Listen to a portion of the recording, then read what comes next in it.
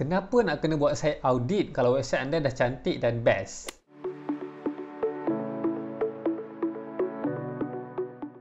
Hai, bersama saya sekali lagi dalam rancangan The Zik Digital sama host anda Adlan Khalidi, dan hari ini merupakan hari yang menarik untuk saya kongsikan mengenai topik SEO audit. Okey, apakah yang anda perlu tahu pasal audit? Okey, so mungkin sebelum ni kita pernah dengar perkataan audit ni dengan accountant kan. Kalau ada kerja accountant, ada kerja auditor, mungkin berkaitan dengan kewangan. Maksudnya kita nak tahu adakah proses tu dibuat dengan betul kan. Hal-hal kewangan ni, duit keluar masuk semua itu kan. Itu audit untuk bahagian kewangan. Dalam sesebuah organisasi, untuk memastikan operasinya berjalan dengan baik, perlu ada audit. Kita nak tahu adakah benda tu dibuat dengan mengikut standard yang terbaik lah. Di sinilah memerlukan aktiviti auditing. Sama ada website ke, SEO ke, marketing, Facebook ads. Ada banyak benda boleh diaudit. Kita nak pastikan segala-gala aktiviti dalam apa-apa bidang kita buat pun ada orang lain, third party, yang memeriksa kualiti kerja yang kita buat tu lah. So benda ni macam check and balance. Sebab kita nak tahu adakah kita buat kerja tu dengan betul. Itu secara ringkas apakah yang saya faham mengenai audit. Okay, mungkin anda ada tafsiran yang berbeza, tak ada masalah, tapi itu yang saya akan kongsikan lah pada hari ini. Dalam video sebelum ni saya pernah cerita pasal service audit, kerja-kerja marketing. Ada orang boleh advise, are you doing the right way, are you doing correctly, is there any improvement that you can do from whatever you are doing lah.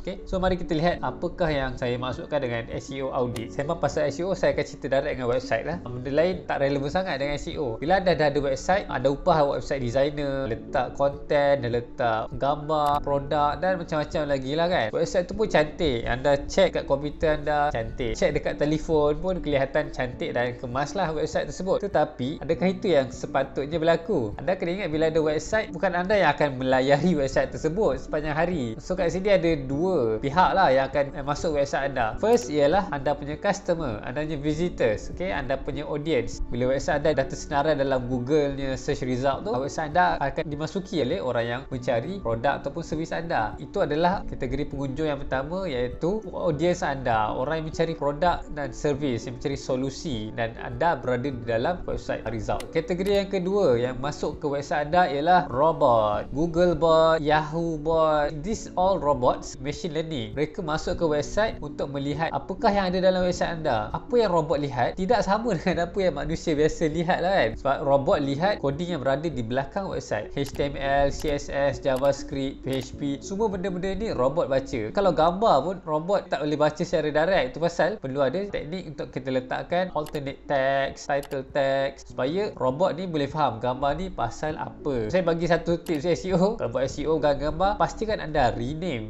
siap-siap nama file gambar tersebut. Contohnya adlan-profile-pic.jpg. Ini paling simple lah kalau kita nak target SEO. Kita kembali kepada tajuk SEO audit. So bagaimana kita nak buat audit? Apa yang robot ni lihat? Website yang paling mudah untuk anda buat audit audit sendiri kan. Anda pergi ke gtmetrix.com. Kat gtmetrix ni anda boleh letak URL page yang anda nak masuk. Apakah kelemahan ataupun masalah yang boleh diatasi. Letak home URL, contohnya saya tunjuk ni lah thezik.com. Dari sini anda akan dapat lihat performance report bagi website anda ataupun apa-apa URL lah yang anda nak check. Kat sini dia ada tunjuk performance, ada tunjuk structure, ada satu segmen tepi tu tulis web vitals, ada 3 kriteria dia, iaitu LCP, TBT dan CLS. Apa benda ni? 3 ni semua markah. Okay? Markah ni diberi oleh sistem GTmetrix untuk memberi tahu kepada anda hasil kepada coding yang anda dah buat dalam website anda. Kalau anda scroll ke bawah, anda akan tahu apakah benda yang boleh diperbaiki. Jadi kalau ada isu, dia akan jadi high, medium, low. Website saya ni dia hanya ada medium low dengan low sahaja. Kalau anda scroll ke bawah lagi, dekat situ anda boleh lihat page details, iaitu ada fully loaded time. Maksud dia apa? Maksudnya daripada orang start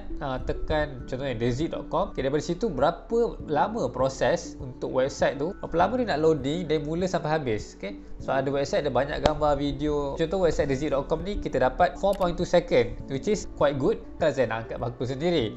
Okay, tapi this is the standard lah. Google letak piawaian dia, iaitu website kena loading, depends kepada jenis website, 3 ke 5 saat. Tapi kalau memang tahu ada e-commerce, dia banyak barang, dia banyak gambar, menyebabkan dia loading lebih daripada 5 saat. Ini website ni saya dah optimize lah sebelum ni. So saya akan cuba satu website lain. Ada beberapa website lah yang saya develop. Okay, ini antara bisnes saya yang sebelum ni saya pernah buat untuk bisnes kad kahwin. So biasanya kalau website menggunakan WordPress, anda ada banyak cara lah untuk optimizekan dia punya speed dan sebagainya. Okey, kat sini saya dah dapat ada result dia. Website ni dia ada high. Antara benda yang ditulis kat sini lah, reduce initial server response time. Kalau anda tekan di tepi tu, dia akan ada keluarlah penerangan. Apakah itu? Keep the server response time for the main document short because all other requests depend on it. Lepas tu ada button learn how to improve this. Kalau benda berkaitan dengan server, maksudnya anda punya server tak power. Okay, maksudnya kalau anda menggunakan shared hosting, mungkin benda ni menyebabkan lambat loading lah. Apakah option yang ada? Anda perlu upgrade kepada dedicated server ataupun VPS. Okay, benda ni melibatkan kos, tapi kalau tak buat duit melalui internet atau melalui website, anda perlu pastikan website anda bagus. Tetapi jika anda menggunakan Shopify, Shopify ni kelebihan dia sebab dia menggunakan server yang canggih dan laju,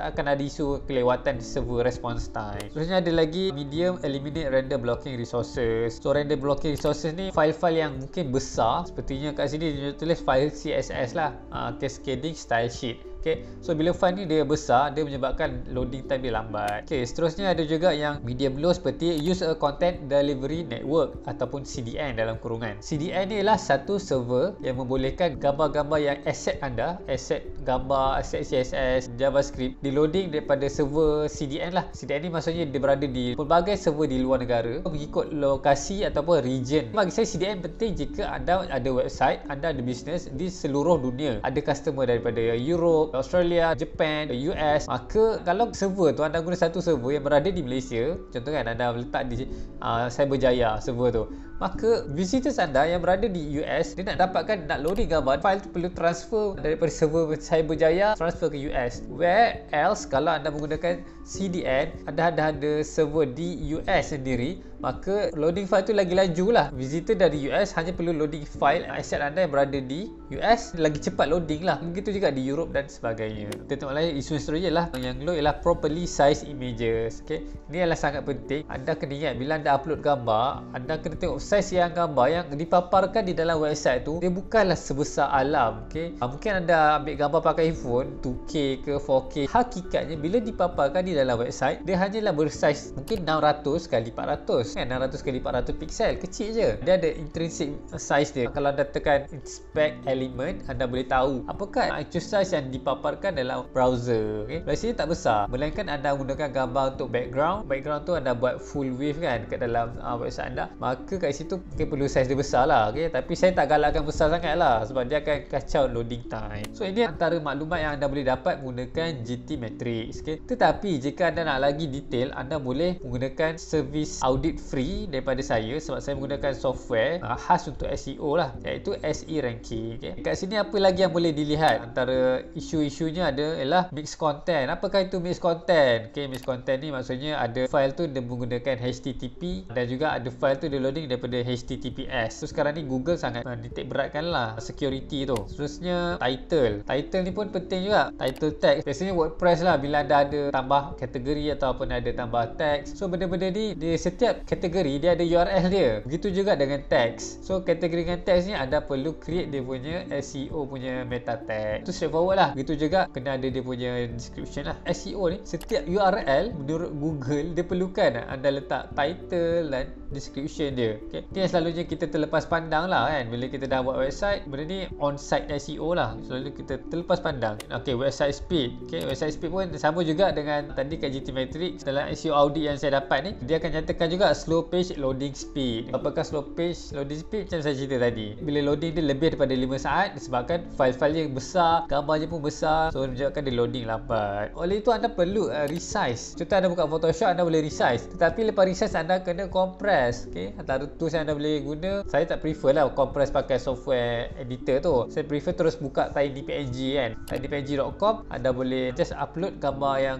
anda nak resize, dia akan compresskan lah. Kadang-kadang memang boleh compress hingga 50%. Bila dah compress, insyaAllah dia jadi lagi laju lah. Bila anda tahu SEO audit ni, banyak perkara yang dia perhatikan dan juga anda perlu ambil serius lah jika anda memang nak rankingkan website anda ke tahap yang tinggi lah kan. Kita kena settlekan hal-hal teknikal berkaitan dengan website ni. Hal teknikal ni lebih kurang 20% lah, okay? 20% daripada apa yang Google decide lah. Anda akan pastikan hal-hal teknikal, bukan engine dia semua dah settle kan, barulah best untuk kita bawa website kita dan ranking ke tahap yang lebih baik. So itu secara ringkas apa yang anda boleh dapat dengan membuat SEO audit. Boleh buat sendiri ataupun boleh gunakan servis saya. So anda hanya perlu klik link yang saya sediakan lah dalam ruangan description. Okay? Dan seterusnya, jika anda ada masalah nak settlekan hal-hal SEO ni, mungkin anda tak faham bagaimana cara dia, hal-hal teknikal ni, insyaAllah saya boleh bantu. Kalau ada soalan, anda boleh tinggalkan dalam ruangan komen di bawah. Anda juga boleh hubungi saya secara teruslah di ruangan DM saya. Alright. Sekian sahaja video untuk hari ini. Sekiranya anda suka dengan konten berkaitan dengan SEO, anda boleh belajar macam-macam lagi. Teruskan menyokong saya, tekan butang subscribe dan hidupkan notification. Dan jangan lupa untuk tekan juga like dan komen di bawah. Okay, terima kasih kerana menonton. Kita jumpa lagi dalam video akan datang.